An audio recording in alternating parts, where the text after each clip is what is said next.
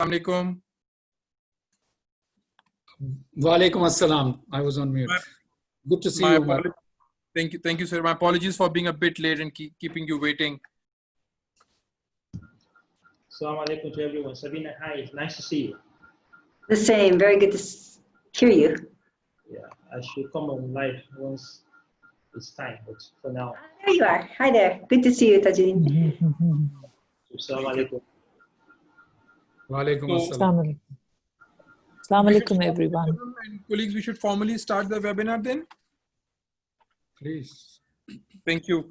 Thank you, everyone, for being here. We are doing this webinar on multidimensional poverty index in Pakistan, and thanks to Dr. Sabina for giving us the opportunity to launch the global report, but also to motivate the discussion on MPI in Pakistan. Pakistan did its first MPI in 2016 when the Planning Commission of Pakistan did the multidimensional poverty index based on the PSLM survey. This year, we are anticipating the results of the PSLM survey again as the next round from the previous round of, and then we will be computing a national MPI. So we'll take this opportunity today to have the discussion on the global MPI, the launch of global MPI, what messages it has for developing countries and for Pakistan, but also to take opinion from our esteemed panelist. Qazi Saab is here, Dr. Shabnum Sarfraz from Planning Commission is here, and Tajudeen from UNICEF is here to discuss on various aspects of multidimensional poverty in Pakistan, and then see, like, you know, get some insights into this. And then the way we are structuring this presentation, the session today is Dr. Sabina Alkire will give us a brief presentation on the global MPI and the implications it has for developing countries in Pakistan. Then we have Dr. Shabnum, Tajudeen, and Qazi Azmat Isa give a brief presentation or talk discussion on their perspective on multidimensional poverty and its status in Pakistan based on their perspective and the experience. And then we have a set of questions for our esteemed panelists to motivate the discussion and get further insights for our participants who are here to listen to both Dr. Sabina and our esteemed panelist. So with this, I just want to start with thanking everybody, and then I'll leave it to Dr. Sabina Alkire to present the analysis of the global MPI. Over to you, Dr. Sabina. Thank you so much. It's lovely to be here with everybody, and I'm looking very much forward to the exchange that we are going to have. The story of the global MPI, which I will share, and of Pakistan's role in that global MPI is a complex one. And it is a story that is a call to action, and all the more because we are in the middle of the pandemic. And yet I believe it's also a cause for hope and for deeper understanding. So I have a lot of material, but I will just try to take us through it very clearly and step by step to share how Pakistan reduced its global MPI and how it stands in the community of nations that we cover. So this year, the global MPI covers 107 countries, which reflect 5.9 billion people. The global MPI is comprised of 3 dimensions: health, education, and living standards, and assessed by 10 indicators. So each person is asked, in a sense, is anybody in your household undernourished? Is any child out of school? Do you have access to clean water? And according to the deprivations they have or do not have, each person, each household obtains a deprivation score, showing the percentage of deprivations that they experience. And if they experience deprivations in over 1/3 of the dimensions or of the weighted indicators, they are identified as poor. And the global MPI, which we have released since 2010, so this is the 10th year anniversary, is computed together and released together with the UNDP and the Human Development Report Office. So this presentation is very much on behalf of both institutions, and it's done with great gratitude for my colleagues in OFI, where Ushikanaratnam and Nikolai Sapa led the global MPI, together with Monica Penilla, Corinne Mitchell, Sophie, Charlene Petit, and Fanny Kovesdi, leading on changes over time, and a group working on projections, and also the team headed by Pedro Conceição in New York with Cecilia Calderon, Milorad Kovacevic, Caroline Guerrero, and others. So what are some fast facts you want to take home? We updated the Global MPI this year for 25 countries and 913 million people. We did not update Pakistan. We used 2017-2018 demographic and health survey data for Pakistan. What do we find now across 5 billion people in the developing world? 1.3 billion, 22%, are multidimensionally poor. 1/2 of those are children. So 1 in 3 children are poor and 1 in 6 adults. It hasn't changed, and yet it still shocks. 2/3 of these 1.3 billion people wake up in middle income countries. So this is not only a problem of a low GDP per capita at a national level, but also of distribution of services and structures. Over 84% live in South Asia and Sub-Saharan Africa, roughly equal numbers in both regions. And over 84% live in rural areas. When we say multidimensional, we mean multidimensional. 99% of those 1.3 billion people are deprived in at least 3 of the named deprivation, and 83% in 5 or more of these indicators. So it's still a worrying statistic, even though our data were collected before COVID, and I will come to COVID at the end. Where does Pakistan sit within this community of nations? In Pakistan, 38.3% of people are multidimensionally poor by the Global MPI, which is different than the national MPI for Pakistan that Omar mentioned will be updated later this year. And on average, each person is deprived in more than 1/2 of the weighted indicators. So their intensity is 51.7%. But within Pakistan, what we find is a great deal of variety between different groups. For example, let's look geographically by the different regions for which this data could be disaggregated and which it covered. And we recognize that that does not cover all of the regions. In 4 provinces, Balochistan, Fatah, Khyber Pakhtunkhwa, and Sindh, over 1/2 of the population are multidimensionally poor. In Islamabad, it's just over 10%. And how they are poor varies a lot. I don't know if you can see at the bottom of the slide, the colored stripes. They show the indicator's contribution to poverty. And it's a little bit unusual in Pakistan how much this varies across the provinces. And that's important for policy, because if you are designing ihsas or if you're designing other poverty reduction strategies, you need to know how people are poor by each indicator in order to allocate your resources and design multi-sectoral programming efficiently. Another way we see inequality is going within the household or going across gender. For example, I mentioned that 1/2 of the poor are children. This now draws on a UNICEF-supported study that was published by UNDP in last year's report, where they observed that 11% of South Asian girls across all of the 8 South Asian countries are MPI poor and out of school. But in Pakistan, it's 27% of girls who are at the age up until which they would complete class 8. And in South Asia, 23% of children aged 0 to 4 are living in a household in which another child aged 0 to 4 also lives. But both of them are not malnourished or non-malnourished. One is undernourished and one is not, at least. And in Pakistan, it's over 1/3 of children under 4 live in this situation of intra-household inequality compared to another child of their age bracket. And so although the Global MPI is a global measure, we can look by province, we can look across gender, we can look into the household to try to understand more of the texture of the data. And we do that not to be academically proficient, but to be able to inform policies that are powerful and effective. Very briefly, the good news for Pakistan is that 1/3 of its poor people are really just below the poverty line. They have between 33 and 40% of the weighted deprivations, although 15% are really in a deep intensity of poverty.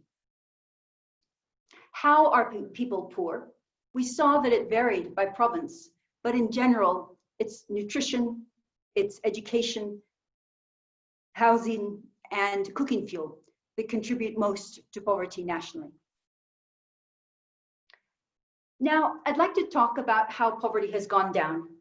That's a prominent part of the study with UNDP this year, although there are other parts of the report that cover the Sustainable Development Goals in depth, which I cannot cover today. We cover 75 countries, which are home to 5 billion people. And of those 75 countries, 65, including Pakistan, reduced multidimensional poverty significantly. And that means statistically significantly at 95% confidence. The 3 fastest countries in absolute terms were all in sub-Saharan Africa: Sierra Leone, Mauritania, and Liberia. In the stripes, you see how they reduced poverty by indicator. And they each did it differently. And that's, in a sense, a pattern for hope. Any deprived deprivation of any poor person that goes down reduces MPI automatically. So however you can do it, whatever deprivations are easiest to address, those will move the needle on MPI. In relative terms, that is, in terms of how much they cut poverty, considering its starting point, the fastest had low poverty because it's easier to cut it if it's low. North Macedonia, but also China, had tremendous poverty, bringing 50 million people out of poverty. In terms of the number of leaving poverty, that depends on the years between surveys. Sorry, 70 million for China. India had 10 years between surveys and reduced poverty by 270 million, followed by China and then Bangladesh, who in 5 years brought 19 million people out of poverty. How did Pakistan do? Pakistan, we covered data over 5 years, 2012-13 to 2017-18. And poverty reduced from 44.5% to 38.3%. It was statistically significant and relevant. How did this happen? The biggest reductions were in undernutrition, children school attendance increasing, and cooking fuel, sanitation, housing, and assets. So it was a balanced portrait of changes. The increases in electricity you see and were not statistically significant. How did children do? The story is mixed because when we combine children aged 0 to 17 together, basically the speed of their reduction was the same as adults. It wasn't very different. But if we look at children under the age of 10, they are actually the poorest group. So on this chart, the bubbles on the right show the highest levels of poverty in the starting period. And that is children 0 to 9. And the speed, it's a race to the bottom. It's a race to zero poverty. So the ones closest to the bottom moved poverty the fastest. So this is a good news story for Pakistan. Children 0 to 9 had the fastest reduction of all of the age cohorts. Now, how did South Asia do compared to world regions? So South Asia is the second from the left. And you see on the very left is sub-Saharan Africa, the purple dots, where there is a great range of the starting MPI in the first year and the second year. But you can see the difference between the 2 points. And South Asia, the next one over, actually had the largest reduction of MPI across all of the regions globally in absolute terms. So that's a very positive story of those 75 countries. We did not cover all the South Asian countries, but we could cover some of them. Now, how was the speed relative? We could think in absolute or in relative terms. We'll do this absolute terms. This is the same graphic as you saw with children. So Afghanistan is on the furthest right, but Afghanistan is also the lowest down. So Afghanistan had the fastest reduction of any countries in South Asia. You can see that relative to the neighbors, Pakistan was not among the fastest. And the highlights show, the orange shows where Pakistan is. The right are the absolute reductions with Sierra Leone on the top, and the left are the relative reductions with North Macedonia on top. So that's description. And I know that's a lot of information, but I'd like to look forward now to how we can use that for policy. And I'll do that in 3 different steps.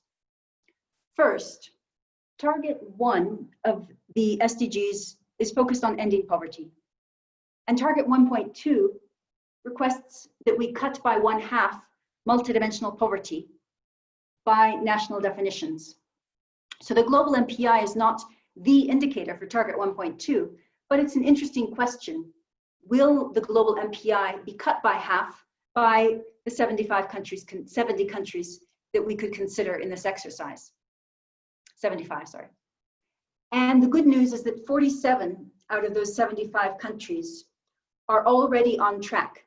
So if the observed rates of progress continue, using either a linear or a relative or a logistic model, if they continue into the future, this country would cut MPI by 1/2 in 15 years. 10 countries we're not sure, and 18 countries are off track. And that does include Pakistan, which is not at the moment on track. Although if Pakistan were to increase to the median rate, it could absolutely come back on track and cut MPI by 1/2. Now, I want to observe and pause for a moment here that the Global MPI is only one measure. And in this graphic, inspired by Sir Tony Atkinson, he requested people who work on poverty to put into one picture the headcount ratio of monetary and multidimensional poverty by national and by global pictures.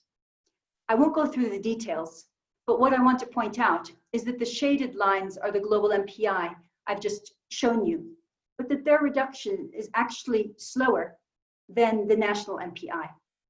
And so we look forward also to seeing the update and how Pakistan has done according to other measures of poverty in the same time period. Now, all of these numbers were before the current pandemic, which is affecting us all personally and professionally, because poverty and the poor are struck the hardest by the pandemic. So mathematically, with the Global MPI, we use the World Food Programme and the UNESCO predictions of how undernutrition would increase or food security would increase and children would come out of school.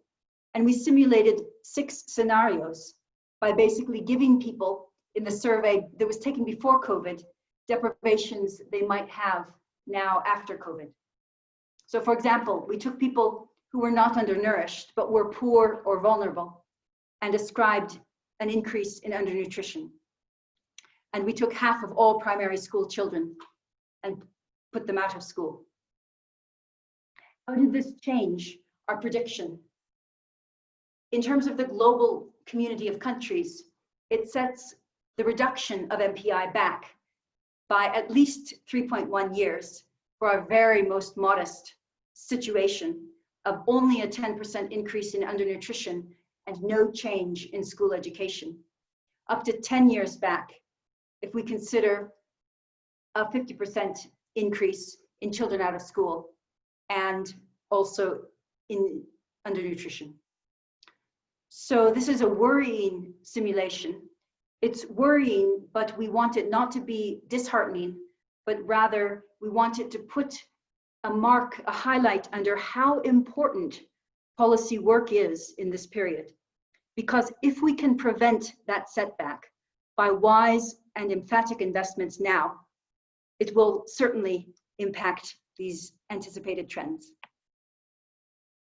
And so the last question, of course, is how can we use data on poverty to fight poverty during as well as after the COVID-19 pandemic and the recession, which is accompanying it and coming down for so many countries. So times of fiscal tightening, times of large unemployment, times of reduction or a very slow rate of economic growth. I think the first thing to recognize is that for all of us, COVID-19 has been a shocking exposure to a new threat. And our professional lives are affected as we work at home. Our personal lives are affected as we share our space with others in different ways. And yet, the experience of COVID is different for the already multidimensionally poor. It's obvious, and yet we have to continue to put ourselves in their situation. They already are carrying intensive loads. Before COVID, on average in Pakistan, deprived in 1/2 or more of the global MPI indicators. And then COVID adds yet another deprivation to this already extensive load. And so there are threats of different kinds, and the response, the behavioral response, will be different than if this is the only threat that you are responding to. So how do we use multidimensional poverty measures in this changed situation? OFI have basically from March, April, been working on COVID response in different countries. One common use of metrics is to identify those at higher risk of fatalities from COVID-19. And I would salute the leadership of UNDP, who very quickly put out a report on COVID vulnerability, where they identified not only the people who were MPI poor, but also those who were likely to be in more difficult situations, i.e. to be unemployed or to have other kinds of deprivations due to the pandemia. Because if you do that with microdata, you can then map it by district or map it by province and help in preparedness strategies. A second task is to identify the comorbidities and to bring together information that could reduce the collateral cost of the pandemic among the recession and the recession among the survivors. So, for example, who lacks information on hand washing? Who lives in an intergenerational household? Who already has an existing health condition? Who has a caustic nexus of overlapping deprivations that would mean that were COVID to strike them, the health impacts would be very severe. This kind of analysis was done both in the UNDP report and also in a report supported by UNICEF with the 2018 Punjab data, where such microdata were collected for Punjab. Then in many countries, we have done microsimulations using the most recent data sources to anticipate not only globally, but also nationally, how poverty may increase so as to present or redress this. And in some countries that have done rapid socioeconomic impact assessment surveys during COVID, we have been able to analyze those and see precisely where the multidimensionally poor are. And the last is to use all of this information together with the existing wisdom of my colleagues on this panel, who are much wiser than I about existing policies and programs that are in place and can be scaled up, to identify the most synergistic, highest impact policy bundles that can do the most, even as fiscal resources are shrinking. I'd like to close by simply having an encouraging story. I mentioned that we covered 75 countries. And the fastest country to reduce multidimensional poverty was Sierra Leone. It did so in the years 2013 to 2017. Those were the very same years when the Ebola pandemic struck Sierra Leone. And so during that pandemic itself, it was able to reduce all of its 10 indicators, to do so equitably, having the fastest reduction also among children. The response was not perfect because given the time constraints and the lack of information, what could be perfect? And yet it was enough. And so our hope is to bring out information on the MPI, to continue to show dangerous situations, but with the aim to empower and to inform our joint work, so that collectively, whether you are a student, whether you are a policy maker in senior levels or in junior levels, that we can work together to end poverty during these difficult times. And it's really in that spirit that I really look forward to the exchanges that we'll have. Thank you so very much.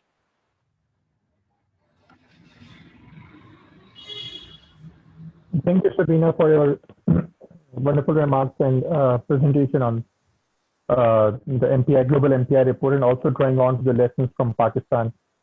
We have a few questions that our participants have asked, but we'll take it at the end of the session once we have presentations from our panelists as well. With this, I would now move to Dr. Shabnum Sarfraz, who is a member social sector at the Planning Commission of Pakistan, to present her understanding on multidimensional poverty and its implications in Pakistan. Dr. Shabnum, over to you. Thank you so much, Umar. Can you hear me?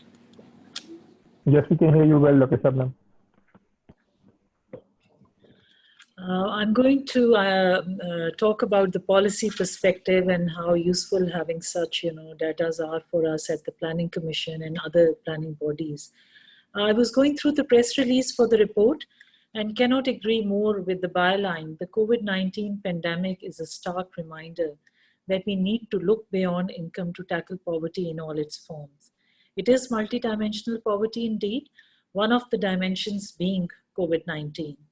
The pandemic has morphed from a public health crisis into a much larger global crisis, encompassing all sectors, resulting in financial collapses and systems shutdown. The impact is understandably much more pronounced in developing countries like Pakistan. As IMF puts it, while the world economy is expected to shrink by 3%, Pakistan's economy will see negative 1.5% growth this year, with spill-downs effects over the next 3 years.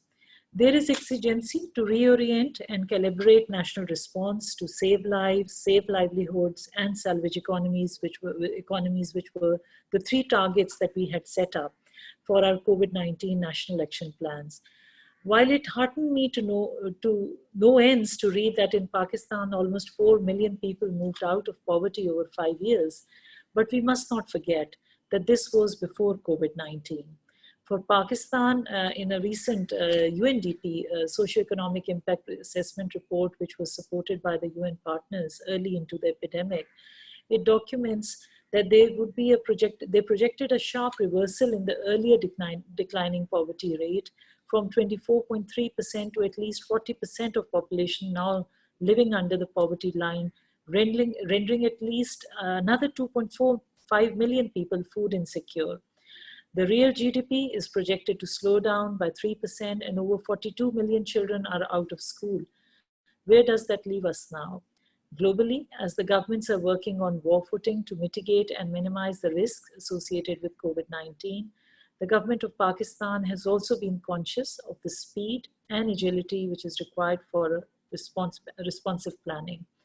A conscious effort is being made for rethinking the existing paradigm, reorienting the development priorities, redesigning the sectoral strategies, while keeping a close focus on how the post-COVID world is evolving. While the primary focus has been on scaling up the emergency health response system to control the spread, we cannot de-link it from the SDGs, which has gender and poverty alleviation, cross-cutting as well as at its core. Although poverty comes in many different forms, being a woman appears to be at risk factor for all of them, and we are very conscious of that while planning for our programs post-COVID. With less control on their choice due to societal and family pressures and gender norms, women are more likely to be socially and economically vulnerable, even more so in these testing times. Their overrepresentation in informal sector is another challenge, and it has made them particularly vulnerable to the ongoing pandemic, which has the potential to erode any gender equality gains achieved by the government in last few years. This is further underscored by the oblivion towards gender impacts of outbreaks while designing corrective policies. These inequalities are expected to increase because of gender intersecting wider structural inequalities like age, geography, class, employment, disability, and many other stresses. To address these in 2020-21, the government is striving for gender diverse leadership in response planning and decision-making roles, thereby ensuring availability of gender expertise in pandemic planning as well as post-pandemic recovery. Stimulus packages are taking the compounded economic impact on women into consideration and mitigate the increased unpaid care burden upon them as well. I'm very glad that the Multidimensional Poverty Report is coming at a very opportune time when comprehensive national plans are being developed to address these challenges. For example, COVID-19 has highlighted new items to be brought onto the agenda, such as the importance of technology to continue proper education, work, and have access to health information. Since girls often have less access to these technologies and internet compared to boys, it is crucial that work is done to bridge this gap or not further exacerbate the inequalities that exist and ensure that everyone can participate in these interventions. It is essential that we start focusing on using more disaggregated and deeper dives into the data which is presented, and take a gendered lens to drive forward the SDGs for multidimensional poverty alleviation. We win only when all of us win. Thank you so much. Thank you, Dr. Shabnum. And in your response, you've already answered a few questions that colleagues have been asking in terms of how various segments of the population would be affected by multidimensional poverty, both children, gender. So I think we'll have a more thorough discussion in terms of which are related to planning and how such data help us and how they are being used as we are developing our plans. Okay, thank you, Dr. Shabnum. So we'll move on to Qazi Azmat for his remarks and his understanding. Qazi, over to you. Thank you very much. Do you have my visual? Or? No, sir. We can just, it shows your name. Okay. I don't know what happened to the... There is an option down that says start video, stop video. Start my video, right? Okay. Yeah. You got me? Now we can see you, sir. Okay. So, Bismillah Rahman Rahim. First of all, I'd like to thank UNDP for inviting me. It's a real privilege and an honor to be here among such august company and of PhDs. I'm a little overwhelmed. And I'd also like to start by congratulating Dr. Sabina. I mean, I've been a huge fan of your work, and it's really a privilege to finally get to hear you and to actually know firsthand the wonderful work that you've been doing. So I'm a great fan of the MPI actually, because early on there were so many kind of naysayers that poverty needs to be measured in per capita and per dollars per day and all of that. And how we see poverty is far more nuanced and a far more kind of multidimensional in terms of the deprivation and lack of access and social stigma. And it's so reassuring that the UN has also come around to actually seeing poverty moving on from the MDGs to the SDGs, which are obviously very ambitious, but also I think are far more holistic. And I think it really puts out a roadmap for the whole world. Previously, the MDGs were only for the developing countries, which was a bit sort of paternalistic, but here we are all supposed to, it's the one planet, we all need to contribute towards it. And so the SDGs are far more holistic. Now moving on, it's we at PPAF, I'm part of this organization called the Pakistan Poverty Alleviation Fund. And we recognize this, that in Pakistan, what's been happening if you look at the MDGs, we actually were the country that halved poverty, and that was a big thing. And we met two of the MDGs. One was the poverty one, and the other one was on climate change. But, having worked across Pakistan, we realized that poverty in Pakistan is very geographical. So in 2005, we did a study with Cambridge University along with Dr. Jeff Wood, and a study called the Geography of Poverty. This is just before the using PSLM data. Can I ask, Umar or Momina to put the map on? If I've sent her one slide. Umar? Okay. Thank you. So what we did was we looked at poverty district-wise based on the government data and categorized 5 zones. And the 5 zones, we looked at 4 dimensions of poverty: health, education, living conditions, and asset ownership. So I think in the MPIs that Dr. Sabina has said, it's the asset ownership is, I think, included in the living conditions. So in a way, we were also looking at the same thing. We had more indicators. We looked at 27 indicators for these 4 dimensions. And what you see of, in this map, I mean, this is a country which has huge disparities. Now, granted, the areas which, so let me just first say that the colors represent the extent of poverty. And so the red is the extreme poverty zones where poverty is between 72% to 96.4%. And then, extreme poverty number 2, which is the orange, and then slightly better, and the high poverty, then the low poverty from 0 to 19. So if you see, it's a little deceptive, this map, because large parts of Balochistan, Balochistan is 44% of Pakistan. However, it only has like 6-7% of the population. So that is deceptive. However, it tells you a story which is like the regions, there is a sense of great deprivation because of when you look at the sense of that, public services have not reached out to them because we're looking at health and education and water.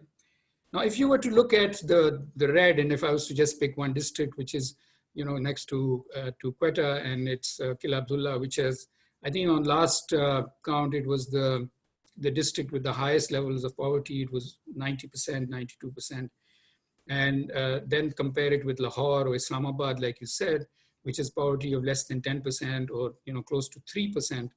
Now imagine, children, one girl child born in Kil Abdullah and one girl child born in Lahore. What are the prospects for each one? I mean, I think no need to give you details. But if you further look at for the child, the prospects of the child born in Kil Abdullah, obviously very little opportunity. Most likely, if she's a girl, Balochistan has 6 times the national average of maternal mortality. 6 times. I mean, this is really shocking. And so, unfortunately, she has a very high chance of, dying in childbirth. Now, if you look at the map and, just look at where the colors are, Balochistan has 1 blue, and that's Quetta, and 3 greens, and all the others are red and orange. And then you look at Punjab. Punjab has no red, 2 oranges, only 2 oranges, and the rest are green and blue. So this, as a citizen of this country, as I think citizen of the world, this kind of disparity, wherever it exists, it breeds conflict, it breeds all kind of sense of deprivations that, and because of the lack of population, I guess sometimes, the effort has been elsewhere.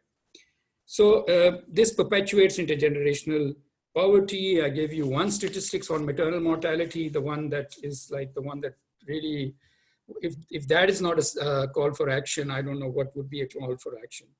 So this is, when we did the map, and I think UNDP has also done a map which is not that much different to this one, but because we did this study in 2015, and it was a very brave move by the government in 2016 to adopt this measure. And I think that adopting this measure gives them a better kind of understanding on how to deal with addressing poverty and access to basic services.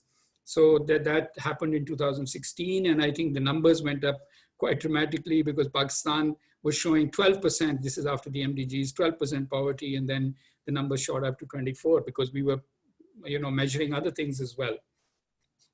So now, I have like, I think I've run out of time now, but just to, congratulate UNDP and say that this next report, we very much look forward to this report which is going to be on inequality, because inequality is something that is very deeply entrenched. And if you were to look at even just a measure like a, Gini coefficient of land, Pakistan has one of the highest Gini coefficients of land, which is, obviously a measure of inequality. So, and then Dr. Sabina, your thoughts on, how to tackle poverty and try to address, these multidimensional aspect of it in times of COVID. I think this is a great time for transformation. I think we need to learn to be kinder, gentler to all living things on this planet. And I think this, if we don't reflect now, if we don't transform, so it's not like pre-COVID, post-COVID, no, it is now. The world should be different. The world should be kinder and gentler, and should, and inequality should be something very close to our hearts. Because if a child who's born in Qila Abdullah doesn't have the same opportunities that a child born in Lahore, then we have failed. And I think we need to address that. And I think, with data from you and with the Planning Commission, I think we need the commitment and we need the political will to be able to address it. We can't just sort of say that these problems are too great and we can't address them. They need to be addressed. So thank you very much, colleagues. It's a real pleasure and a privilege to be here, and I'll be happy to answer any questions later. Thank you very much. Thank you. Thank you, Qazi Sahab. I believe the angle that you took is quite relevant in the context of Pakistan. The variations in multidimensional poverty across provinces and within districts are phenomenal. And that's where, we would want some discussion at the end to go to in terms of how the MPI has informed, policy making, resource allocation context. Because this was the first time that, based on PSLM data, that we had district level figures of poverty in a different definition, multidimensional poverty. But generally, in Pakistan, we have numbers on poverty basically at a national level. So in that context, I think this multidimensional poverty work has given us more knowledge, information to see how various districts are being deprived, how different geographical locations are being deprived. And your presentation was quite informative in that context. We'll have some questions for you in the Q&A session, and I'll put forward those to you once we have all the panelists who have given the presentation. Now we'll move on to Tajudeen. Tajudeen is Deputy Resident Representative of UNICEF in Pakistan. UNICEF is doing a lot of work on child poverty, and in fact, as mentioned by Dr. Sabina as well, they have done subnational analysis on child MPI in Punjab and in Sindh. So over to Tajudeen for his comments and his take on multidimensional poverty and its incidence in Pakistan. Thank you very much, Umar. If you can load my slide. I want to start by thanking UNDP for this opportunity to have this very important discussion, but also more importantly to commend Professor Sabina for all the work she's done around the multidimensional poverty measurement. This is an important area of work, and as UNICEF, we believe that this work can also benefit children as we take it forward. I'm glad to be on this panel with Dr. Shabnum and also Qazi Azmat Isa. It's really nice to have colleagues who have extensive knowledge, both of the policy process and planning of the country, but also perspective of Pakistan. Next slide, please. My discussion will focus, next slide. Yeah, my discussion will focus solely on 5 key points, and then I just had a reference list of items that we may look at thereafter. Just a background into how, from UNICEF angle, we see the importance of the multidimensional poverty measurement, and then the dimension for children, including the sectoral challenges that one will face in taking this forward for children. And lastly, to try and link that to emerging issues, including COVID. Next slide.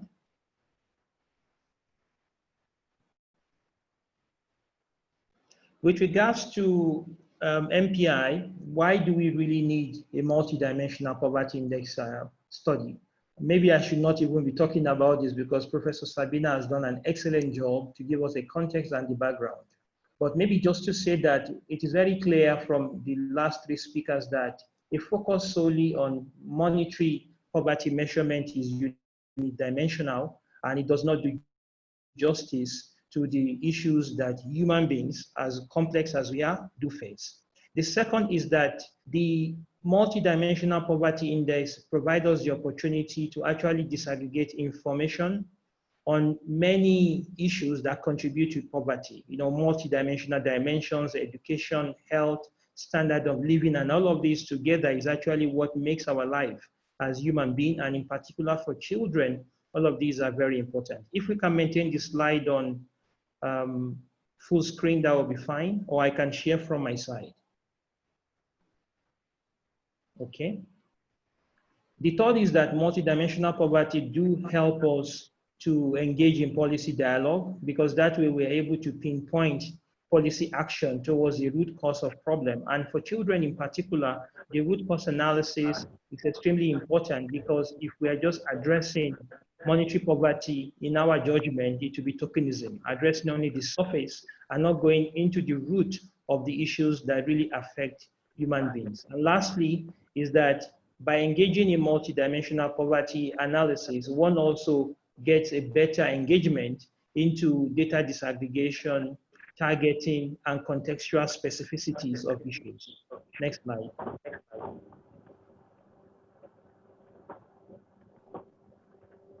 So I want to now start bringing attention to children. Like, you know, coming from UNICEF, the child is central to everything that we do.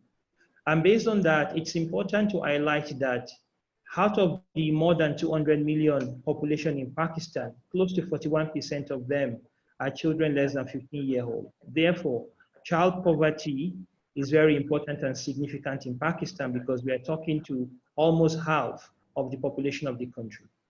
The second is that there are already published literature that do show that child poverty emphasizes also the dimension of household income. But beyond that, it's also a good predictor of how and the nature in which the country is able to express child's rights. You will know that Pakistan is one of the foremost countries that endorsed the Convention for the Right of the Children. So any level of child poverty is actually an indication of how less or not the country is doing to comply to the CRC that the country has signed up to. The third is that a high quality early childhood intervention across different sectors of life is necessary for the future intergenerational effect. We all know that early deprivation in nutrition will have a long-term implication for productivity because of mental acumen, ability to uptake learning, and eventually becoming productive. So it's important that as we focus on child poverty, we are not just dealing with children, we're actually guaranteeing sustainability and productivity for the future of the country. And lastly, and unfortunately, globally, there has been a lot of issues that has affected children when it comes to multidimensional poverty. It is very clear that more than half of all multidimensionally poor population of the world are children.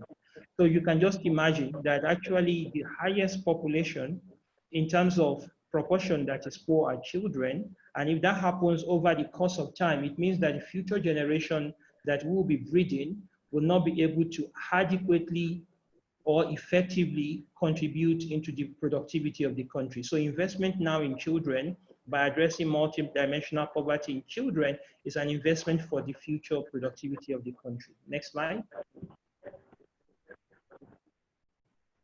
But as we talk about multidimensional poverty for children, there are also some issues that it will be important for us to bring to the scope of the discussion. There has been some studies done in this region and also beyond, and those studies clearly tells us that a major dimension that helps us to appreciate the magnitude of multidimensional poverty in children is nutrition, and specifically stunting.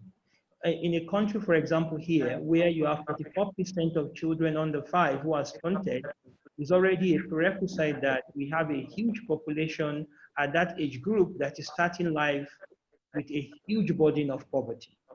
Beyond that is that when you have a lot of children who are out of school, combining that with a high rate of stunting, we are already setting ourselves up for a major challenge. And this is the beauty of multidimensional poverty, because bringing the child perspective allows us to bring in together several indicators to measure this today, but also to give us a projection to the major challenges we're going to face next year. And all this speaks to Pakistan. Specifically in an Asian Pacific, in a study done in South Asia, which was actually led by Professor Sabina, it was very clear that intra-household poverty or inequality among children is actually highest in this region, especially around education and nutrition in Pakistan, and this is only followed by Afghanistan. So again, in Pakistan, it's important that we continue to focus on disparities at household level because that have a major implication of poverty for children. I would not want to end this part of my discussion without talking about the fact that all the studies that I was quoting before and the references are in my slide happened before COVID.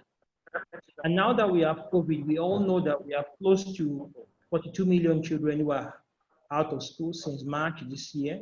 So that will already worsen the burden of the poverty and disparity that those kids are facing. We have done some recent studies that also show that the reported incidence of violence against children has increased. So that again is going to worsen the implication for child poverty. Uptake of health services has also dropped. So really, COVID has come to worsen the situation, but with a clear plan, like said by Dr. Shabnaz, we are really on track to try to address some of these issues as a country. Next slide. To take forward child multidimensional poverty in Pakistan is possible and it is feasible. The reason being that Pakistan is very rich in data, and Pakistan has actually invested in data that can be disaggregated or that are already disaggregated in the big indicators that we need to measure multidimensional poverty. For example, in nutrition and education, we have a myriad of studies available that can be used. And I'm very proud and pleased to say that with support from Professor Sabina, we're able to run a very important study in Punjab as a first cut on how things need to happen in measuring multidimensional poverty. And there are now ongoing discussions at the provincial level to try and see what needs to be done to address these issues. Similar studies are now in design in Sindh, and really I'm looking forward to that. But you already can see we have the mix, we have the PDHS, we have the Nutrition National Survey. All of these are very rich in data, and this is a blessing for Pakistan. Now it is for us to use that data to better inform policy action and budget allocation to better improve the lives of children now so that we can guarantee the country productivity tomorrow. Next slide. But beyond child multidimensional poverty, I wanted to bring in 4 additional dimensions that really impact on multidimensional poverty and especially for children. These days of COVID, we've all embraced the digital platform a lot, and that also brings in some element of new disparity. I've been doing some work with my colleagues, and I can tell you the challenges in accessing internet in the northern region of the country or among the very poor population. So digital divide will become an indicator that will have an impact in everything, including education, access to healthcare, and the rest. Beyond that is that with what has happened on COVID and with what we know, we also need to continue to keep in mind the risk that poverty and social exclusion brings to access to education. This will be an issue for us to continue to address. Our population of out-of-school children of more than 32 million is huge. With COVID, we have to recalculate that number, but we are confident that with all the measures of blended learning, alternative learning, we might be able to come back. Climate will always be an issue, especially in regions where the temperature is difficult. And you may know that in many parts of the world, climate has actually been the underlying factor promoting conflict. So again, you recall the drought-like situation we have in southern Sindh earlier last year. We're having issues of flood in some places. All of this will impact on livelihood of households. And if you recall what I said earlier, impact on household livelihood will translate into either not going to school or access to food. In the long run, high rate of multidimensional poverty in children. And lastly, I want to stop by saying that violence will also be an issue for us to keep our eyes on. We have data years around women who are married early, intimate partner violence, but now in children, violence is manifesting in several ways. There is cyberbullying going on now. I'm not saying specifically for Pakistan, but because we have all embraced digital platform, that becomes an issue, and that will have a long-term implication on mental health of children. And if there is the mental health of children is also impacted, the long-term productivity for them then comes to question. Next slide. So this really are the main issues I wanted to bring on the table to make a case that as we have embraced multidimensional poverty index measurement in Pakistan, and as this is really helping to make decisions in the social sector, it is important that we bring that additional view into child multidimensional poverty to influence allocation, especially in the social sector around nutrition, education, and health, so that we can breed the right generation now that will sustain the economy and the productivity of Pakistan in the future. I would like to acknowledge the work done by all the people that did the research here, but also that of my team in the office, Louis, Sadaf, and others who have continually engaged with Professor Sabina. And I think Alim, our regional advisor, is also on the call. He has also been extremely engaged in making sure that we're able to take forward this dimension. This is critical for the country, and we count on everybody's support.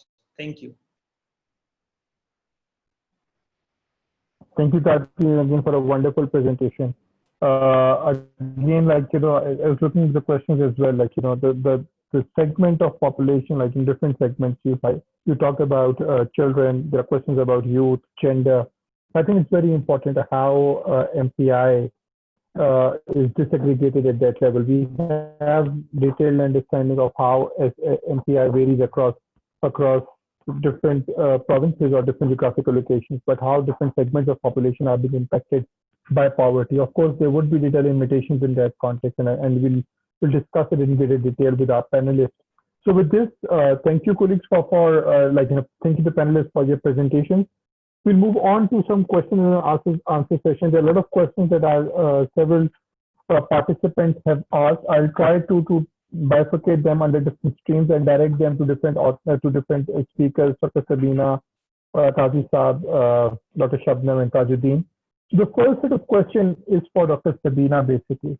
One that very principal in terms of which survey has been used in terms of reporting data on Pakistan. So one question is more specifically on why has PSLM 2018-19 not been used in that context, because it was a more recent data on Pakistan.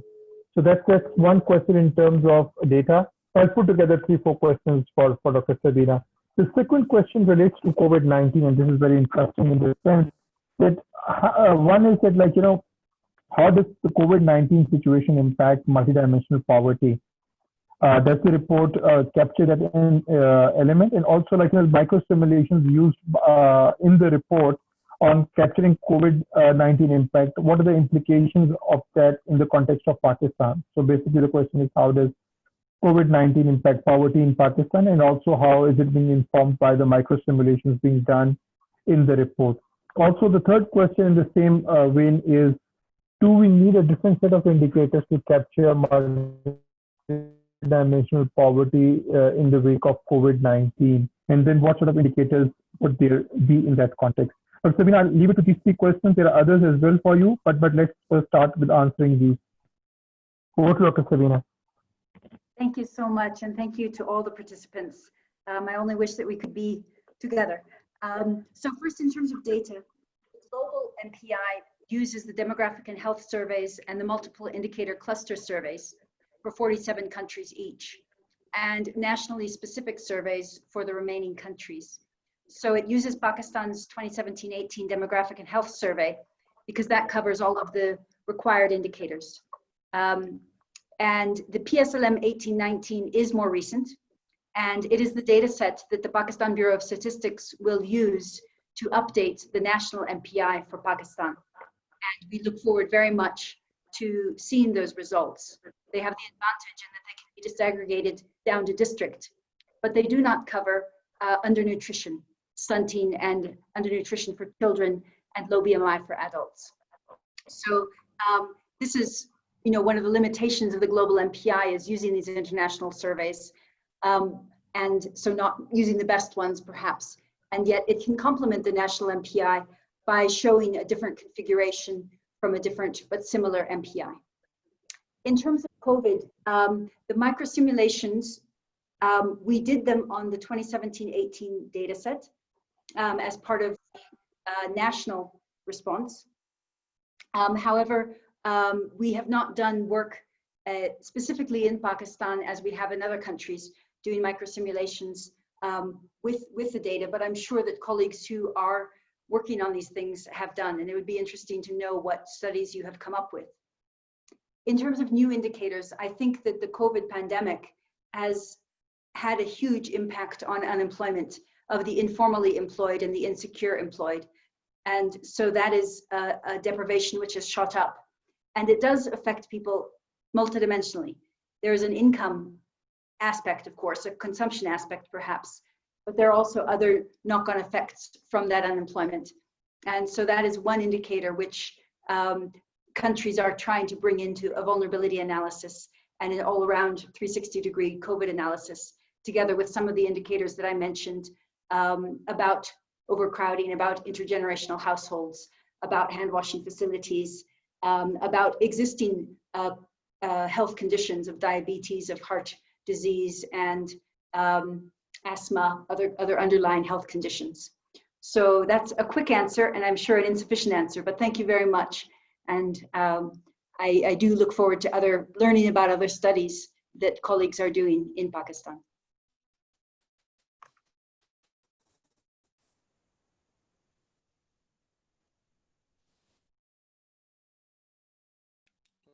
Okay. Thank you, Dr. Sabina. Can you hear me well now? No, your voice is... We can't hear you.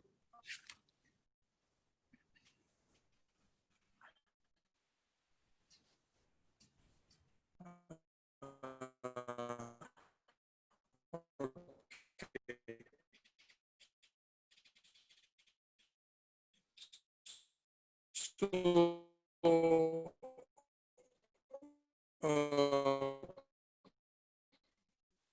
the next question is I can't really hear you. Your voice is picking up. I'll move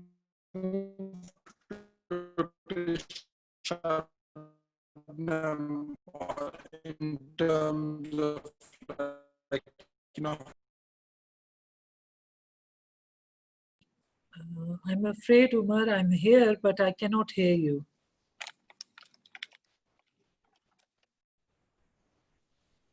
Let's just wait a minute. I think he has gone offline to come back online. Sorry about that.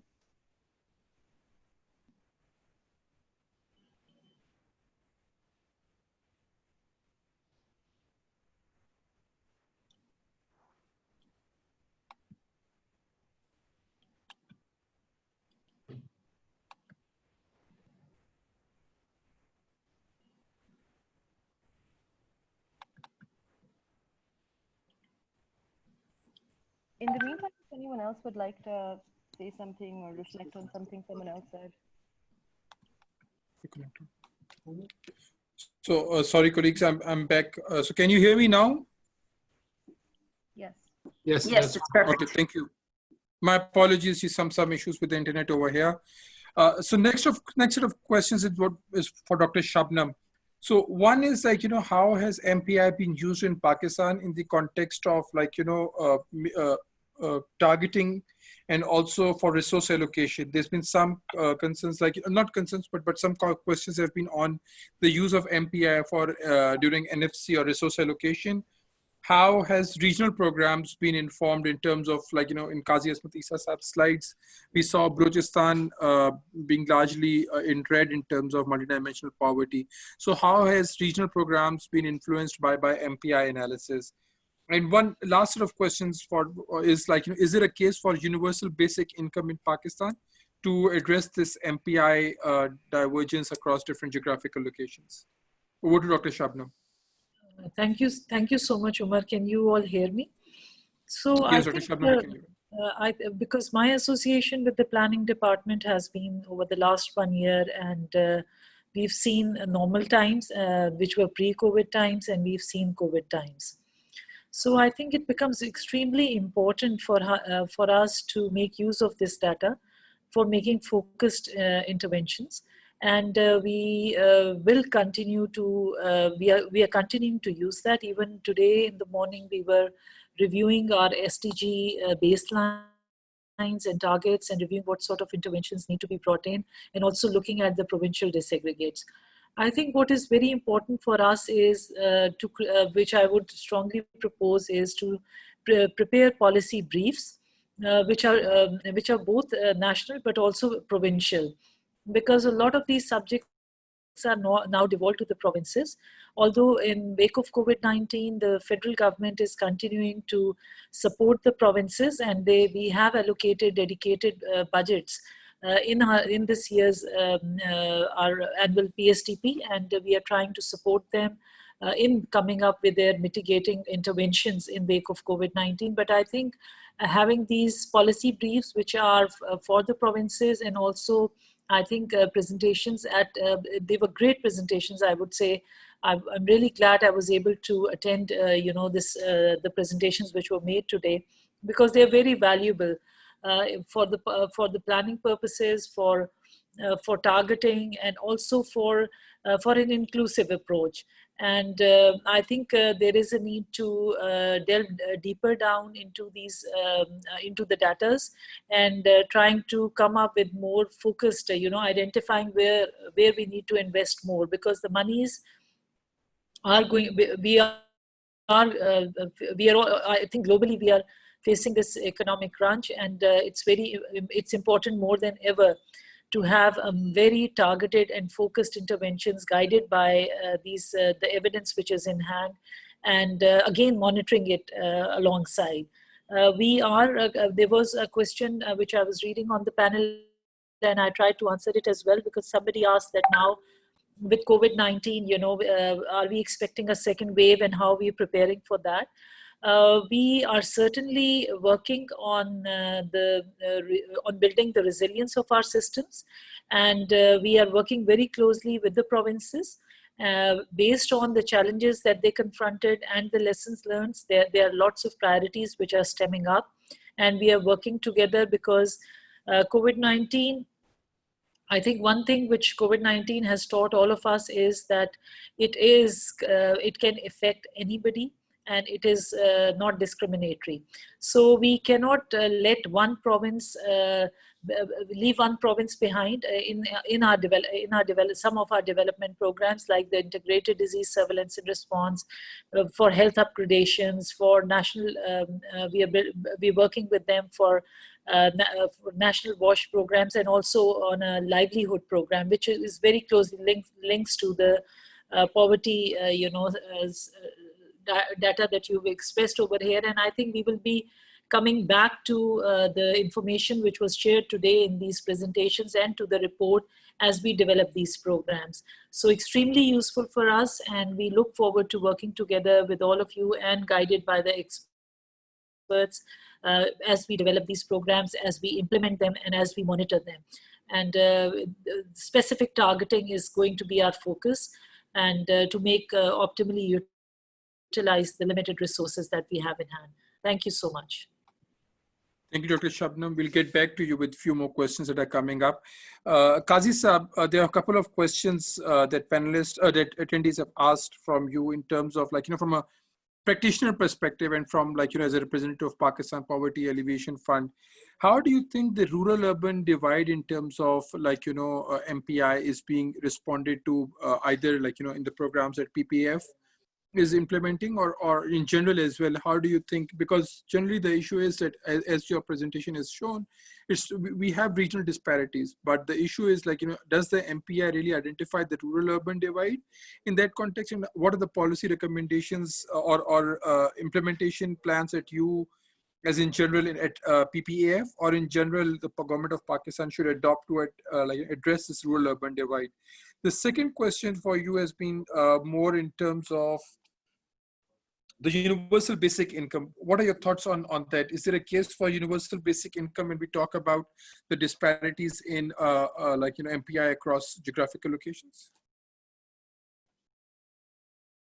Okay, thank you very much. Very interesting questions, and let me just put my head around it. I think this rural-urban divide, and I think I saw in Dr. Sabina's presentation as well, that the multidimensional poverty is higher in rural areas. That doesn't come as a surprise, and it's also true for Pakistan. So I think what we've done is, and the whole point of doing the geography of poverty study in 2015 was to have a mechanism, a transparent mechanism where to know where we should engage, to where should we put our resources, where do we, where is the poverty the highest, and where we will get the greatest returns in terms of investing in, livelihood opportunities or education and health. So that was that we then decided that we would go to primarily go to red and orange areas. And that is, so we have two arms. One is a grant arm and one is a kind of a loan arm, which is, we do interest-free loans. So in our strategy, what we've done is all the work that we do in terms of the grant-based work, be it infrastructure or livelihoods, that is primarily in rural areas. And the urban issues are different. I mean, the nature of poverty is different. They have issues of access to finance. They know where to market. They know where to sell their produce, but they don't have access to finance. So our finance is primarily going to urban areas there. So that is how we've divided it in terms of, in terms of the urban-rural divide. But we also recognize that there are backward-forward linkages. So if rural areas produce needs to get to market. So we're also looking at value chains, and those value chains then are, ending up in urban centers as well. So it's not like completely, how should I say, they're not separate. They're very much, and I think the point of our livelihood program is to do those value chains so that we can provide access to the rural people in markets in urban areas.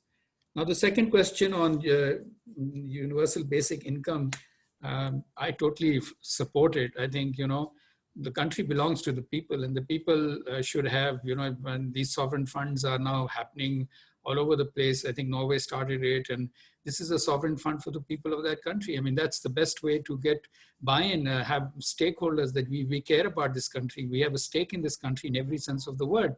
And when you have, something like a universal basic income, I think that really is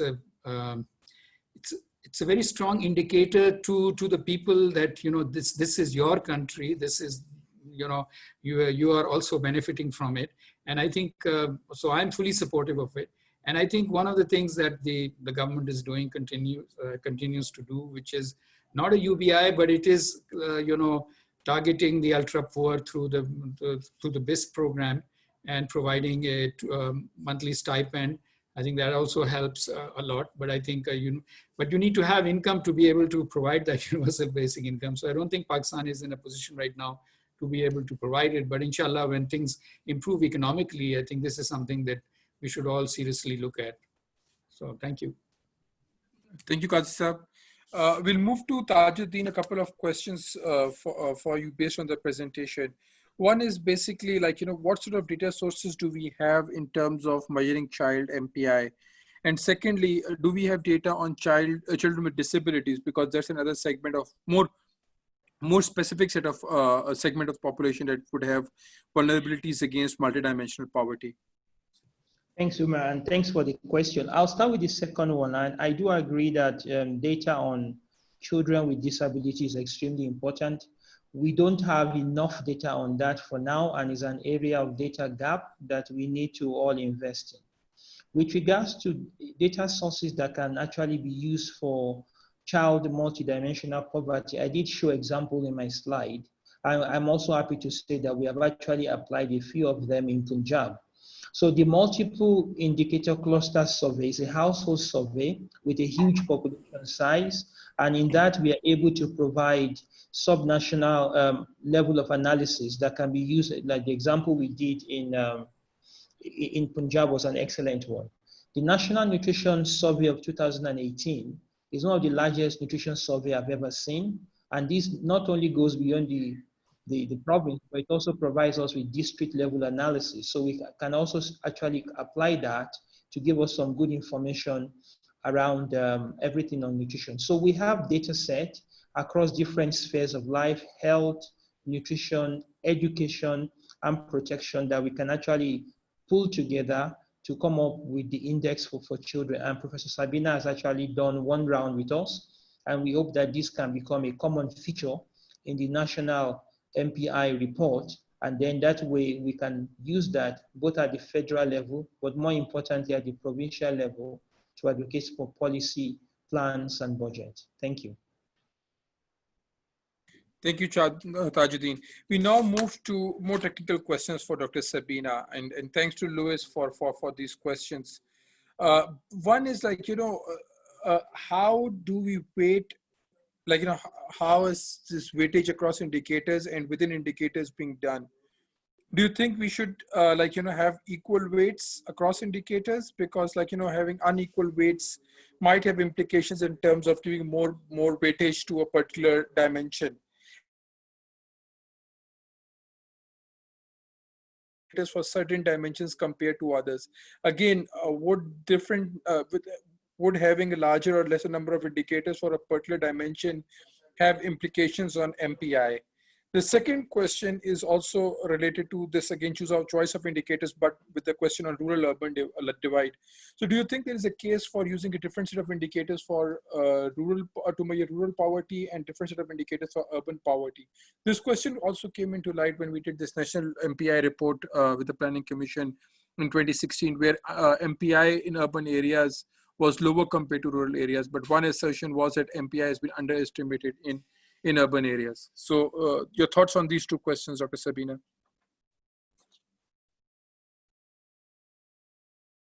Thank you so much. Yes, very, very good questions. So weights are a very important aspect of any multidimensional measure. And initially, they were one of the very visible controversies about the MPI. But I must say 10 years in, it's a very different situation now.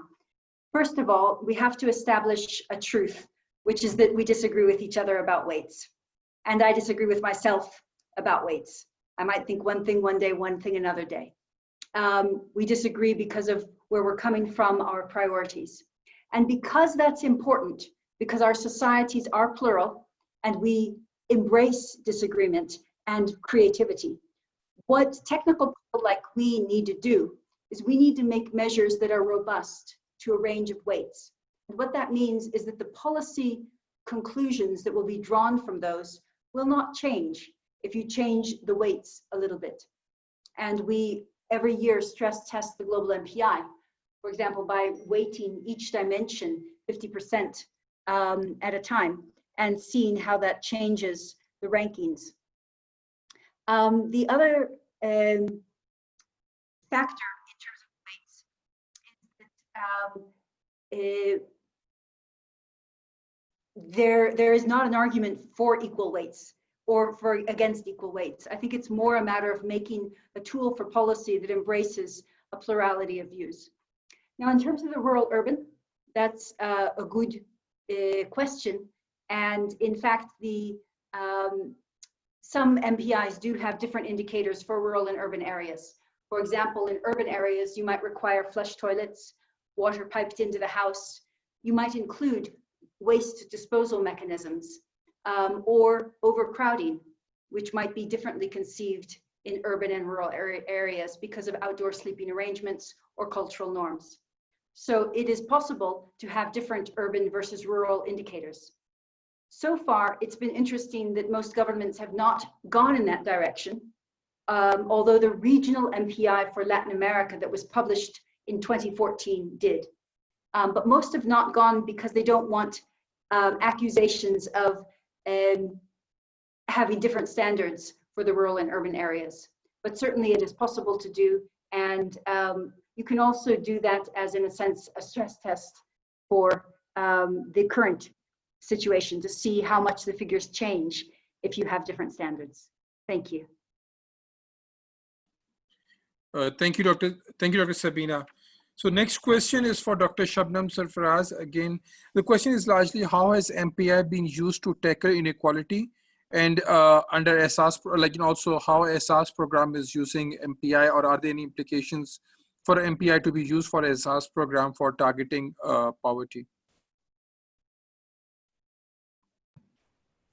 Thank you, Umar. And there's certainly, you know, Dr. under the Shabnum, over to ESAS. you. Gee, can you hear me? Can you hear me? Yes, we can hear you. Okay. Under the ESAS program, as you are aware that the government has made, you know, emergency funding made available in wake of COVID-19, and funds have been allocated for health, education, as well as for social protection. For social protection, I think there are a number of initiatives of ESAS program which are otherwise also, you know, there, and they're going to be support. They would certainly, I feel, would benefit a lot from the data which has been presented today, which could be exploited in so many ways as we continue to plan our interventions moving forward, because for both for creating livelihoods, for building the resilience of the communities, and targeting these communities where we need to invest most. Again, for education, as Sabina in her presentation was also, there were some slides which were very interesting. We are working with the Ministry of Federal Education, and they're coming up, they have started rolling out their National Action Plan for COVID-19, for which funds have been made available. Again, the implications for children based on gender are very different. We would take this opportunity to bring in disability as well, and make it as inclusive as possible. And I think, again, the MPI certainly remains a very, very important source of information and data to help us develop these programs, and to help us target the populations previously the governments would make their programs towards the third quarter, and we would finalize our budgets in the fourth quarter, which we call April to June. But there has been a shift in the planning process, and now we are doing the plans for the coming budgets, which are going to be next year, which will be the next budget. We've started with the plans right away. So I think this report has come up at a very, very opportune time, and would be extremely useful for us and I will personally be also taking this up in my discussions, in my monthly meetings with the respective secretaries at the PAS division, as well as the others, as how the data from this report can be utilized as we are making our plans and designing our program interventions. But I would again say that we would certainly need deeper dives into the data, and the more you know, information that we can get, as much information that we can get. And I would encourage also, you know, other researchers who may be on this call to make use of this database. And I'm not really sure if you're going to make it openly accessible, which it should be really, and try to come up with different you know, dimensions of the data which has been presented today. So certainly an extremely important report for the policymakers. Thank you, Dr. Shabnum. We'll move on to the next question. These are two set of questions for Dr. Sabina now. More in terms of, like, you know, from a policy perspective, and also use of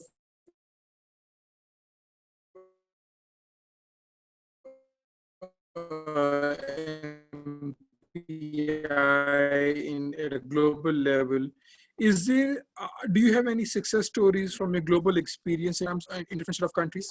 And the set of correlations between MPI and on two set of indicators, education and social mobility. So, like, you know, that's basically from a policy perspective. It's like, you know, in a sense that if focusing on education, social mobility, how specifically would it impact MPI? So over to Dr. Sabina.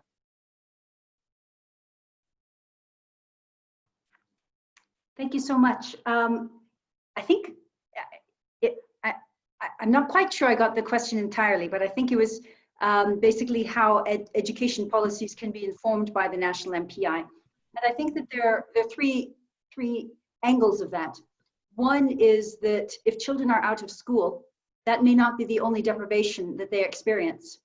And so one interesting factor of the MPI is that you can identify children who are out of school, and 89% of children in South Asia who are out of school are MPI poor by the Global MPI. But then for those children, you can see the other deprivations that they have at home.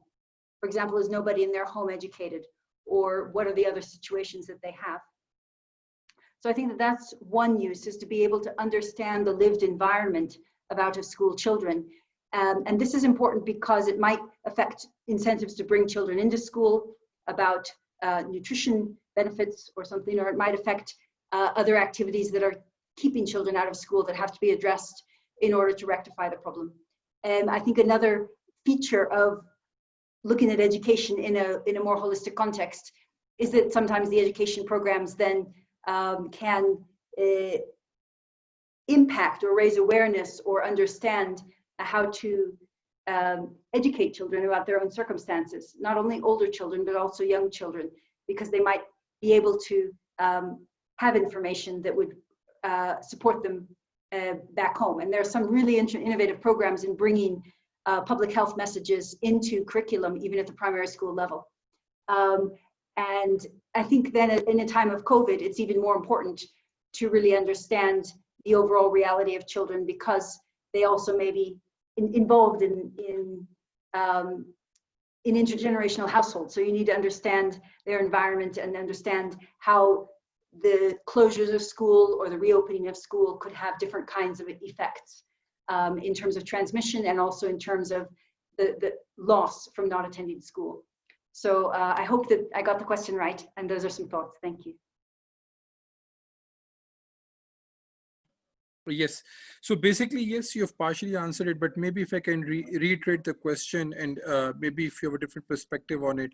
So the exact question was basically what is the correlation between MPI on education and social mobility?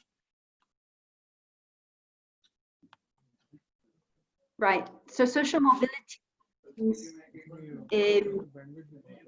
were people who came out of poverty. Are they poor? And so there would be different measures of social mobility, but they would have to do with the trends that I showed in multidimensional poverty reduction. And I think what you're asking is, in a sense, was social mobility predicted by households, for example, that have an educated adult or that have an educated woman? Or, what are the predictors of social mobility within the educational variables of the MPI? Yeah, Dr. Sabina. And I think that we haven't done that work. This is too new. And so that's an invitation to academics and students here. We just put out the data. And so there are a lot of very interesting questions going deeper that need to be examined that we've not yet had time to examine. But it's a very good question. And I hope we do that, or you do that.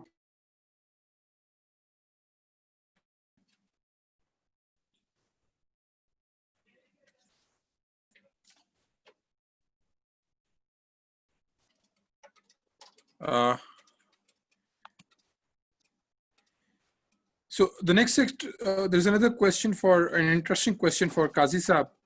Basically, one of the gentlemen asked us is, the red areas on the map that you showed, Qazi Saab, reflects areas which are rich in natural resources and minerals, but don't have access to agricultural land. So do you think there are any specific programs that could be used to inform the government for remedies in this respect? People don't benefit from natural resources and minerals as such, but if they access to agricultural land, they have resources to address their multidimensional poverties.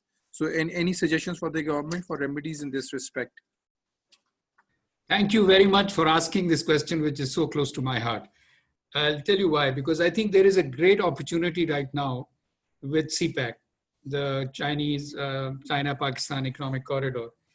Now, if you look at the alignment, the Western alignment, it passes through a lot of these red and orange areas.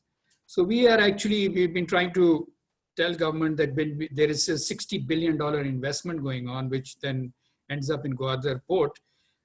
Unless those people who are where these alignments and industrial estates and Gwadar port, you have to, again, it's about building stakeholding within the nation state. So people should feel that this investment is also benefiting them. And that is very important to make that, provide that connectivity to those places where this investment is, the trunk infrastructure and the big investments are going on. It's a huge opportunity. And it would be sad if this opportunity was missed. Now, you talked about agriculture. Now, these lands, I mean, places like Washo, Khara, Chaldi, I mean, this is very little water is available, some kares is, some flood irrigation, but this is not to, this cannot sustain a population. We only have 2 districts which are irrigated in Balochistan, and that is contiguous to Sindh, Nasirabad. So I think there is an opportunity, there's a game plan, it can be done and must be done, so that this sense of deprivation that pervades all those red and orange areas, they can also find, feel that they have a stake in the federation.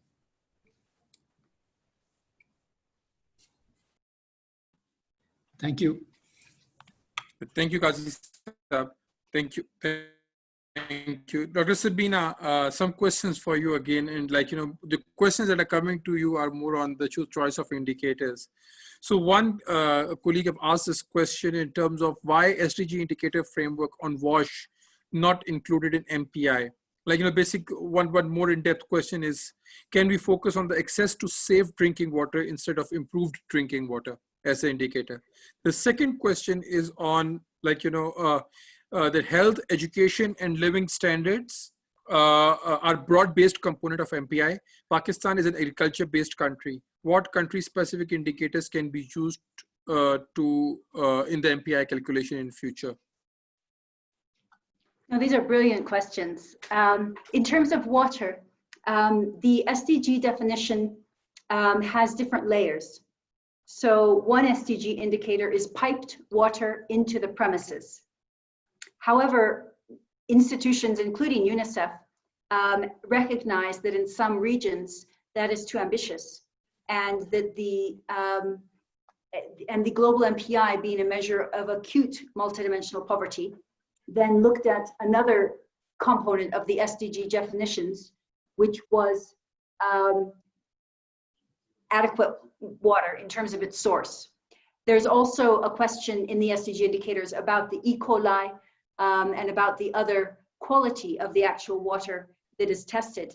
And some of the mixed surveys have that information, but we do not have that information available. So the only thing that we can get is the basic definition of an adequate source of safe drinking water. That is what we use. And then we are also exploring a moderate MPI, which will be much more relevant in some contexts, where we are looking at piped water into the dwelling or into the premises. And then in terms of other indicators, particularly for an agricultural society, Pakistan's national MPI already includes considerations of land and livestock. And those are really quite fundamental because you can think of households that might be similar in terms of some aspects, but the land holdings, the irrigation systems, the number or quality of livestock would vary quite a bit. Having good comparable data on these things is a challenge, but it is important. Other indicators that sometimes countries use would be access to agricultural implements like power tillers or density of different kinds of community services, information services. But it really is specific to each context. But I think it's important to continue to try to understand and more accurately reflect the different kinds of circumstances. So we're working with FAO, the Food and Agricultural Organization, on a rural MPI. And we are also going to do some work with World Health Organization on a rural MPI using 2 different kinds of data sets, precisely as an academic institution to try to feather out what are the better indicators that could be considered for MPIs. And then countries are free to choose what actually will be useful in their own contexts. Thank you, Dr. Sabina. The next question is for Tajudeen. Basically, the question is, do you believe that poor health and education services are causing increase in poverty? Is there a way to build synergies and positively support youth and children Also, do you have any data findings on children with disabilities? I believe you've answered the question on disabilities with children, but more specifically on, do you think health and education services are causing an increase in poverty? Thank you. Thank you. I do strongly believe that poor health and poor education leads to a high level of poverty, and that's very clear. Like I said earlier, you just need to imagine that when someone is not feeling well, and that also can come from malnutrition, it becomes very difficult for them to comprehend. There is actually a study that talks about nutrition, early investment in nutrition and brain development that was published jointly with UNICEF. I think that was in 2015.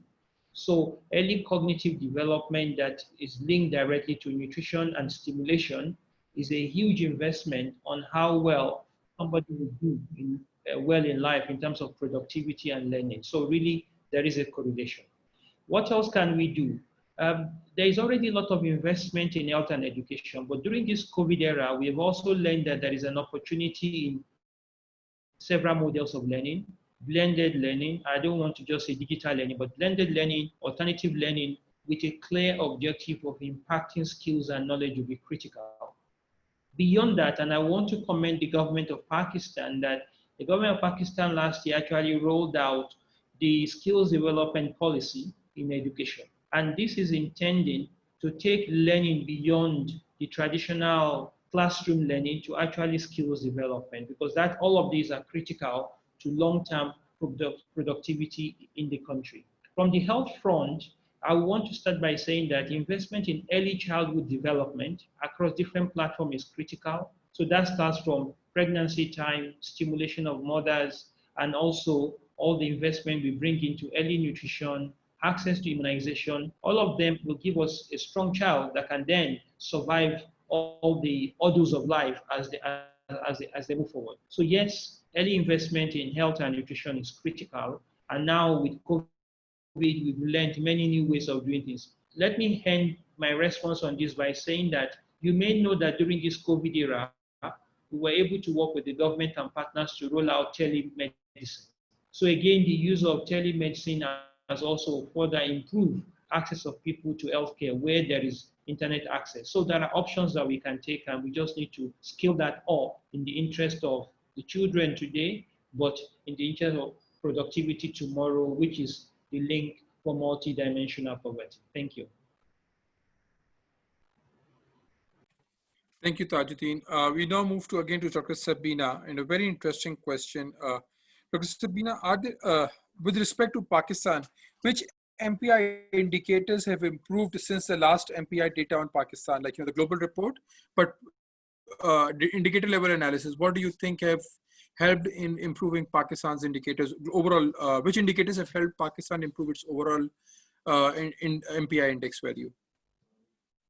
No, that's a good question. So a good driver for my mind was nutrition. So nutrition reduced 1% of the people who were deprived in nutrition became non-deprived in nutrition each year. So 5% over a 5-year period, fewer people were deprived in nutrition.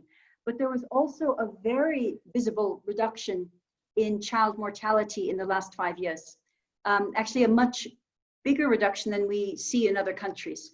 So that's distinctive, and we don't yet know why. And then the other large deprivations were in people moving away from using solid cooking fuel, wood, dung, charcoal, etc., and people not having any access to clean, adequate sanitation. And then in terms of having Pakakacha house, if you are deprived, if any of your roof wall or floor are natural or rudimentary, and if your floor is natural, and that went down quite a lot. So there were improvements in housing quality, and then also you're deprived in assets if you don't own more than one of a set of assets: radio, telephone, television, animal cart, refrigerator, a motorcycle, bicycle, computer, and car. So people who were deprived because they didn't have one of those also went down. About 5% of the population, again, came out of that. So it was a balanced portfolio. And children's school attendance came down by about just under 3 percentage points. So that's an overall picture. The indicators that didn't change were water and electricity. Okay, thank you, Dr. Sabina. I can hear Tajudeen giggle in the back. He's very happy in terms of, like, you know, what you have mentioned on nutrition, child mortality, and child school attendance. I think that would be music to the ears of UNICEF colleagues, specifically Tajudeen over here. The other question that we have is basically on, just a second. Okay, in retrospect, I wanted to ask it as a last question, but now that my NHDR team is pushing me, so we are doing this National Human Development Report on inequality. And like, you know, today, as we speak, I've just sent the report to the Advisory Council. Basically, the question is, and on behalf of my NHDR team, can we think of any way multidimensional poverty framework used for MPI can be applied to inequality in order to better understand its complexities?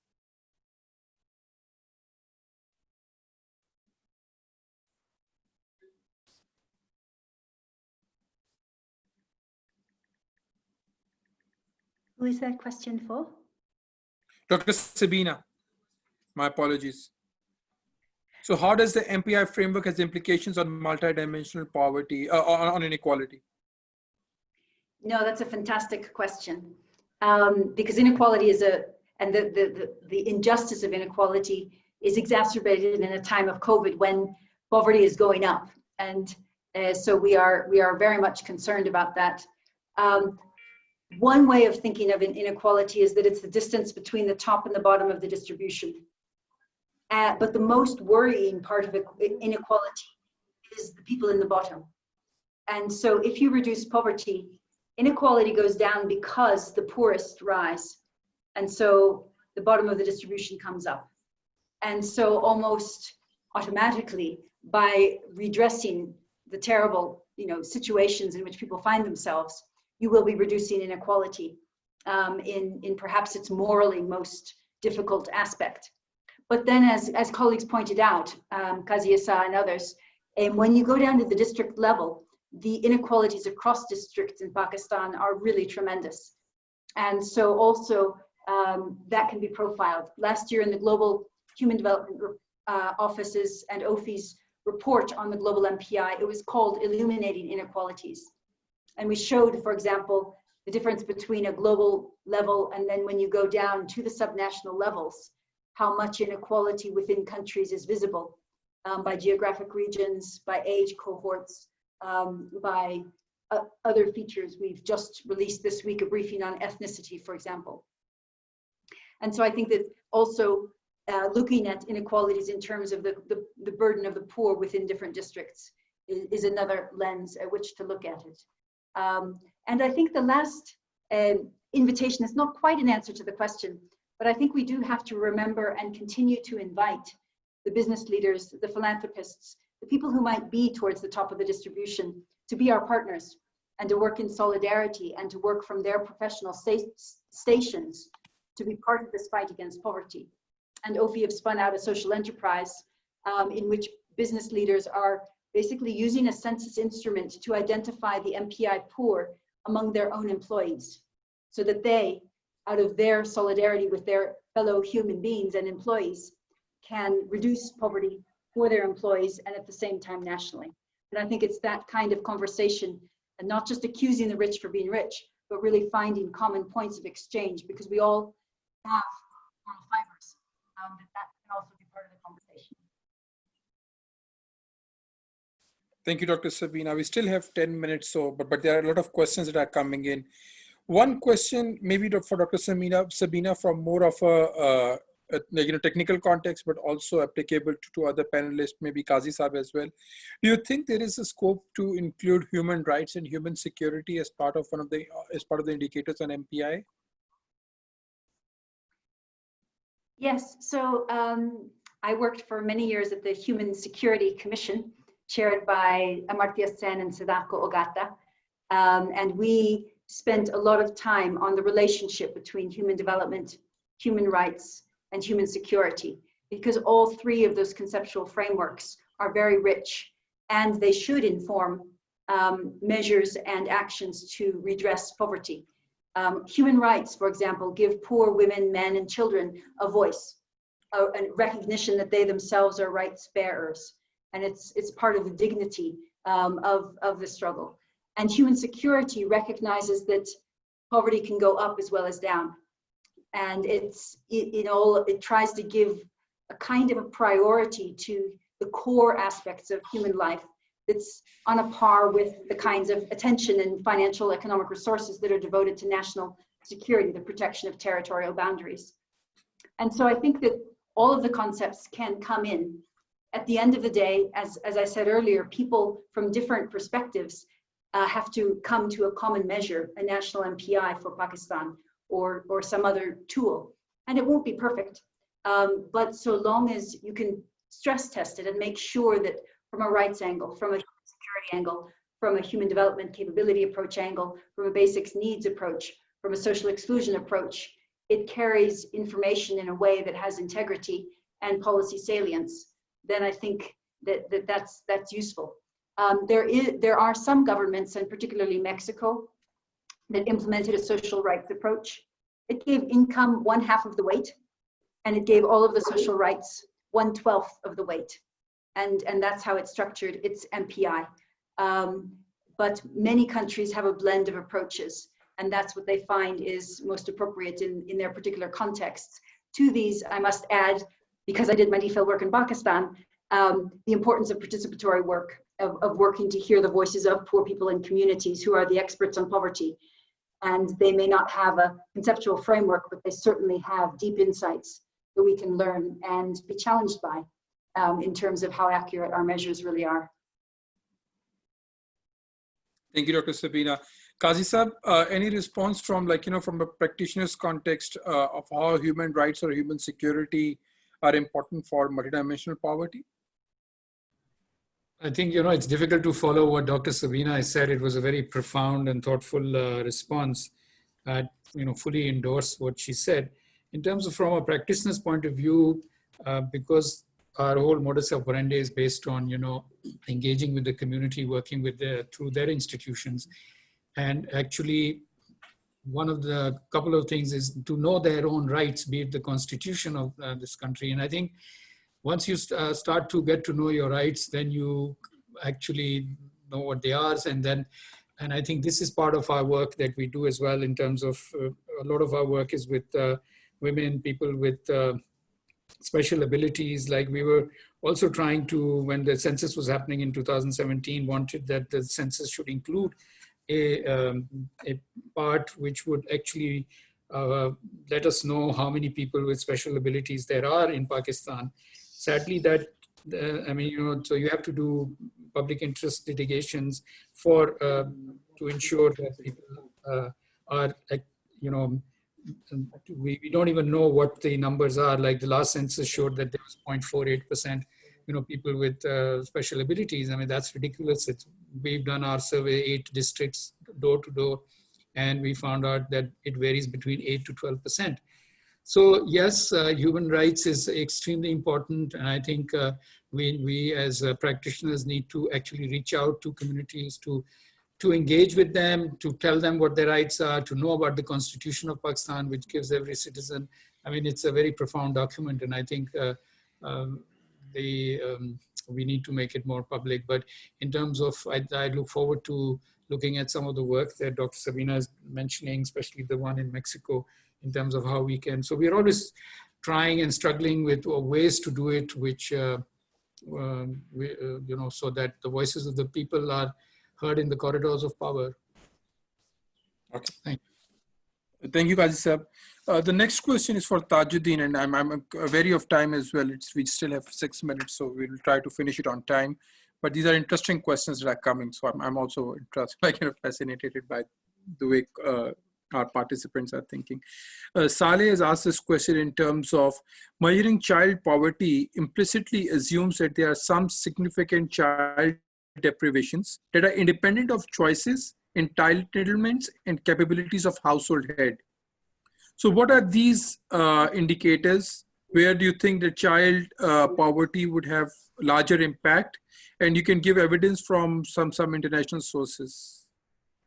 Thank you. I think there's a very important question. It's the first thing to think about is that the household income and the distribution of household income in the country is a major issue on disparity. That's at the level of income disparity. And this disparity is one aspect of child poverty. But beyond that, irrespective of the level of household income, access to service is another disparity. So just take an hypothetical situation whereby you are in a setting where the household income is static and is the same, but the services are not available equally to all. So that brings another dimension of the poverty analysis. So when we just only use household income as a measure of multidimensional poverty for children, we miss out a lot, because there are other factors that could prevent a household of equal income level from accessing services from children. So I would not want us to only leave the burden of child poverty only at the household level. It is more than that. There is the household level part of it, but there is also the environmental factors that contribute into, poverty for children. Now, in terms of whether we have data or not, we do have data, even here in Pakistan, so we don't need to go further. We have done a child multidimensional poverty analysis for Punjab, and we can make that available. And this was led by Professor Sabina, because going further into other countries, it may be far-fetched for us to see. But that clearly shows to us the different analysis. In addition, that same study did tell us that the situation got worse with COVID. So again, that tells you that when the poverty level is really when the poverty level is high and shock, like COVID, like an emergency, like sudden health need in the family, it can worsen the situation for everybody, but then the impact on children will be worse. I would like to add to the dimension about poverty and inequality. And I will say that inequality is one of the manifestations, and is a grave manifestation of poverty in children, because it is really unfair and it is unjust that children born at the same time, in the same context, do not have equal access to social services, whereas as a society, we expect that they will all grow to contribute equally to the productivity of the country. So having this kind of clear analysis on child multidimensional poverty analysis will help government and policymakers to make the right choice in directing investment to where it is most needed to make a correction for that gap. So that is one of the reasons why we are advocating for this, and I'm very pleased that this kind of discussion is taking place. Thank you. Thank you, Tajudeen. My final question for Dr. Sabina, and then I'll leave it for concluding remarks. Maybe Dr. Sabina, if you can, conclude your discussion as well with this set of questions. One question is basically on depth and severity. They say, incidence is one aspect, but how does depth of poverty and its severity impacts different, as policy recommendations? The second question is on more technically, MIT is proposing National Socioeconomic Registry, while Oxford is promoting MPI. Are there important differences between the two? I think that's the two sort of questions I would have it for you. But one passing by question is that there has been very little gender disaggregated data. Very few presenters have talked about it. So are there gender dimension to inequality to MPI as well? Okay, brilliant questions. This has been really a fascinating and intriguing time, and I'm grateful to the panelists also. I've learned so much from you. In terms of the gender disaggregation, to start there, I mentioned the intra-household and the gendered analysis of child deprivations in nutrition and in school attendance that were completed, and also in terms of pioneer children. We are also going to be doing a gender analysis that we hope, two things. We hope that in 2021, we will take the pilot study that Dr. Lim, Rizwan al-Haq and I did for South Asia, and have that for all of the countries of the Global MPI. And we will also add to that an analysis of women's education. So we can see how many MPI poor people do not have an educated woman at home. How many do? what difference does it make to the other portfolio of deprivations that they have? So that is in the future, but we are hoping to be able to do that. In terms of depth and severity, so those are measured in the MPI report, and I'm sorry I did not have time to go to them, but on the tables we always have multiple poverty lines that we apply. And so one looks at severe poverty, which is everybody who's deprived in half or more of the deprivations. We also have a depth cutoff, and that's a measure called destitution, which includes severe malnutrition, open defecation, people in which no adult has completed 1 year of schooling, children not attending primary school, water being 45 minutes of a walk away, and so on. So these are certainly difficult situations. We'll be releasing the global report on destitution on World Poverty Day, October 17th, but the data are already online. And finally, a fantastic question about NSER and MPI. In many countries in Latin America, we now work together. So the MPI is basically the official multidimensional poverty statistic complementing the monetary poverty statistic. And you want to drive both of them down. The NSER is the database that is used to target who should benefit from certain programs. And the aim, of course, is that these programs would reduce MPI and monetary poverty. So it's very important that the NSER database and the targeting measure in some ways reflect the multidimensional and monetary poverty measures. So in Latin America, very often now we are constructing the targeting measure and the database, the questions, so that they are in concert with the MPI directly. And so that they target people who are multidimensionally poor, and reducing the deprivations of the targeted people automatically decreases national poverty. So what you don't want is fantastic work on the ground and a national poverty measure that doesn't reflect that. And so by joining together those databases more closely, it becomes a more consistent and efficient system for policy. Thank you so much to everyone. Thank you, Dr. Sabina. Thank you.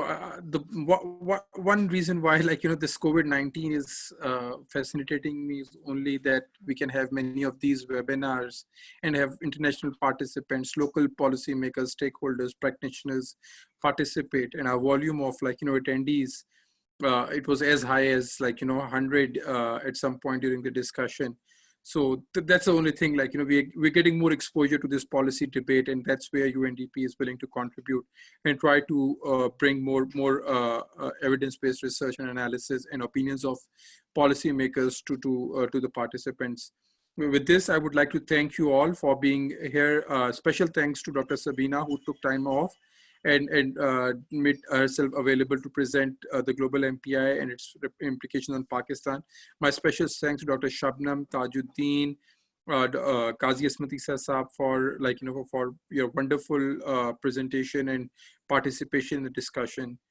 Thanks to Momina and other colleagues from National Human Development Report team who helped me organize this session.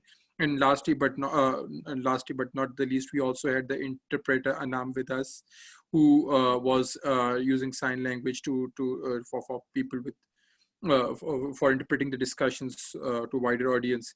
Thank you to the participants for taking time out, and I hope you've enjoyed this discussion. We'll continue arranging similar webinars. There is next on Friday, where we are talking about transfer incomes in light of COVID-19 response and its implication on social protection. We look forward to you for joining us in these webinars, and we thank you again for your time and patient listening. Thank you very much. Thank you very much. Thank you. Bye. Bye-bye. Allah Hafiz. Allah Hafiz. Thank you. Allah.